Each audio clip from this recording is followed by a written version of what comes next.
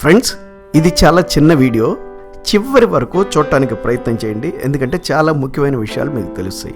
ఇప్పుడు మీరు చూస్తున్న ఈ ఆకుని లేదా ఈ చిన్న మొక్కల్ని ఈ మధ్య ఎక్కువగా సలాడ్స్లో వాడుతున్నారు, లేదా సూపులుగా కాసుకొని తాగుతున్నారు. మరి ఎందుకండి అనే విషయం ఇప్పుడు మనం తెలుసుకున్నాం. దానికి ముందు ఏంటంటే చిన్న చిన్న కుండీల్లో పెంచుకుంటున్నారనమాట.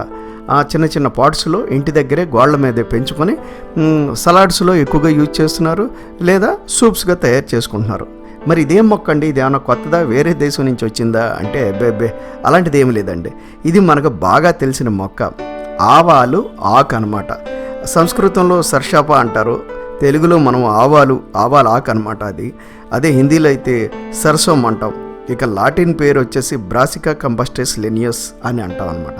మరి దీంట్లో ఇది మాకు తెలిసిందే కదా, దీంట్లో గొప్పతనం ఏముంది అంటే ఇలా చిన్న చిన్న మొక్కలుగా తీసుకుని సలాడ్స్లో వేసుకుని తినటం వల్ల దీనిలో ఉన్న పోషక పదార్థాలు, ముఖ్యమైన విటమిన్స్ దేహానికి తొందరగా చేరతాయి అన్నమాట. చాలా తాజాగా ఉంటుందన్నమాట. మీరు పెద్ద ఆకుని ఆకుకూరగా వండుకుని తినటం చూశారు. ఇదివరకు నేను వీడియోలో కూడా మీకు చూపించడం జరిగింది, పెద్ద ఆకుల్ని ఏ విధంగా ఉపయోగిస్తారు అని. ఇలాంటిది అంటే చాలా చిన్న చిన్న మొక్కలు అనమాట. లేత మొక్కల్ని తీసుకుని మీరు సలాడ్స్లో బాగా వాడుతున్నారు. ఈ మధ్య ఎక్కువగా జనం వాడుతున్నారు. అలాగే సూపులుగా కాసుకొని తాగుతున్నారు అనమాట. మరి దీంట్లో ఏముంది అంటే దానికంటే ముందు ఏంటంటే భారతదేశంలో అయితే ఈ మొక్కని ఎక్కువగా నార్త్ ప్రాంతంలో బాగా సాగు చేస్తున్నారు, వాడుతున్నారు. మరి దీనిలో విటమిన్ ఏ చాలా ఎక్కువ మోతాదులో లభిస్తుంది. తర్వాత కాల్షియం కూడా ఎక్కువ ఉన్నాయి. తర్వాత లేత ఆకుల్ని, కాడల్ని ఉత్తర భారతదేశంలో అయితే ఎక్కువగా కూరల్లో, పప్పుల్లో వాడుతున్నారు. మన దగ్గర మాత్రం సలాడ్స్గా వాడుతున్నారు, ఈ మధ్యలో సూపులుగా వాడుతున్నారు. మరి దీంట్లో ఏమేమి పదార్థాలు ఉన్నాయి, దానివల్ల ఎందుకు వాడుతున్నారు అన్నది మనకు అర్థమవుద్ది.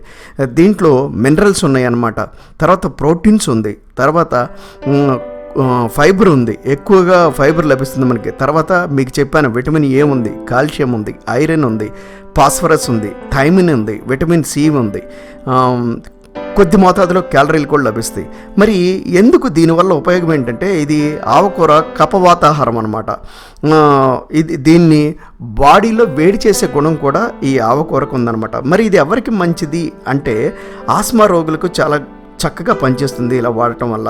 తర్వాత శరీరంలో దురదలతో ఎవరైతే బాధపడుతున్నారో, చర్మ వ్యాధులతో ఎవరైతే బాధపడుతున్నారో వారికి కూడా చాలా అద్భుతంగా పనిచేస్తుందన్నమాట. ఇప్పుడు మీరు చూస్తున్న ఈ ఆవకూరని సలాడ్స్లా కానీ సూపులో కానీ వాడుకుని ఉంటే, అదేవిధంగా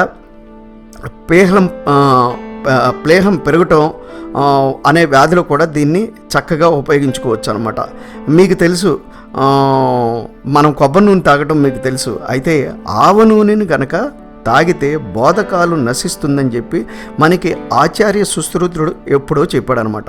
కాబట్టి ఇంత గొప్ప గుణాలున్న ఆవకూరని చక్కగా వాడుకోండి, పోషకాలు పొందండి.